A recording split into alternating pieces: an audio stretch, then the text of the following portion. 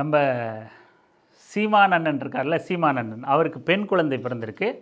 மொத்தமாக அவருக்கு 2 குழந்தைகள், ஏற்கனவே ஒரு ஆண் குழந்தை இருக்குது, இப்போ ஒரு பெண் குழந்தை பிறந்திருக்கு. சீமான் அண்ணனுக்கு பெண் குழந்தை பிறந்தா உனக்கு என்னடா, அதெல்லாம் ஒரு செய்தியாக நீ பேசிக்கிட்டு இருக்க. அதுதான் நாங்கள் சும்மா குழந்தை பிறந்திருக்குன்னு செய்தியாக தெரிஞ்சுக்கிட்டோமே, அப்புறம் என்ன இதில் பேசுகிறதுக்கு இருக்குது அப்படின்னா, நிறைய பேர் 3 பசங்க நினச்சிருப்பீங்க. இன்னொரு பையன் பெரிய பையனாக இருக்குவேன், அதான் அந்த பையன் வந்து ஆக்சுவலாக சீமானோட பையன் கிடையாது.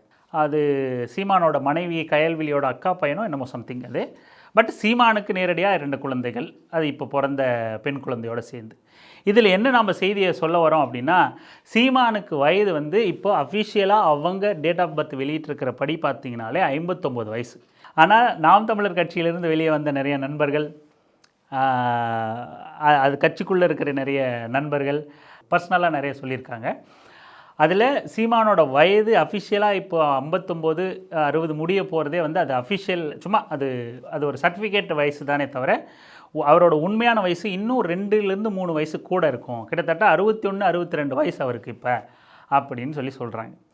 62 வயசில் வேறு யாருக்காவது குழந்தை பிறந்திருந்தா இந்த சமூகத்தில் அது ஒரு ஃப்ளாஷ் நியூஸாக அந்த மருத்துவமனையோட பேரை போட்டு, இல்லை ஏதாவது ஒரு ஃபெர்டிலிட்டி சென்டர் மூலமாக பிறந்திருந்தா அந்த ஃபெர்டிலிட்டி சென்டர் அதை எவ்வளோ பெருசாக விளம்பரம் பண்ணியிருக்கோம்.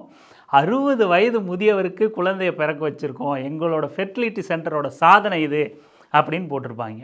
இந்த நாம் தமிழர் ஜாம்பி கும்பல், சீமானுக்கு முரட்டு முட்டு கொடுத்துக்கிட்டு இருக்கிற இந்த ஜாம்பி கும்பல், இந்த குடியார பயலுக்கு முரட்டு முட்டு கொடுத்துக்கிட்டு இருக்கிற இந்த ஜாம்பி கும்பல், இதே போல் வேறு ஏதாவது தலைவருக்கு இந்த மாதிரியான 60 வயது கடந்து திருமணமோ இல்லை குழந்தையோ பிறந்திருந்தா இந்த கும்பல் எவ்வளவு வசைப்பாடி இருக்கும்.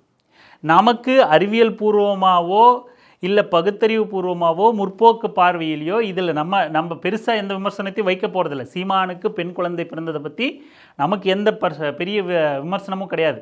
அது அவங்களோட கணவன் மனைவியோட விருப்பம், அவங்க எத்தனை குழந்தை பெற்றுக்கிறதுங்கிறது அது அவங்களோட முடிவு. அதெல்லாம் நம்ம தலையிட போகிறதில்ல, அதில் நம்ம விமர்சனம் பண்ணுறதுக்கு ஒன்றும் இல்லை. ஆனால் இது மாதிரியான ஒரு சூழல், இது மாதிரியான ஒரு செயல் சம்பவம் வந்து வேறு நபர்களுக்கு சமூகத்தில் நடந்திருந்தால் என்னவா பேசப்பட்டிருக்கோம், இல்லை அரசியல் தளத்தில் இயங்கிக்கிட்டு இருக்கக்கூடிய ஏதாவது முக்கியமான தலைவர்களுக்கு, ஏதோ ஒரு முக்கியமில்லாத தலைவர்களுக்கே இயங்கிட்டு இருந்தால், அரசியல்வாதியாக இருந்து வேறு யாராவது நபருக்கு இது நிகழ்ந்திருந்தால் இந்த சமூகம் எப்படி பேசியிருக்கும்?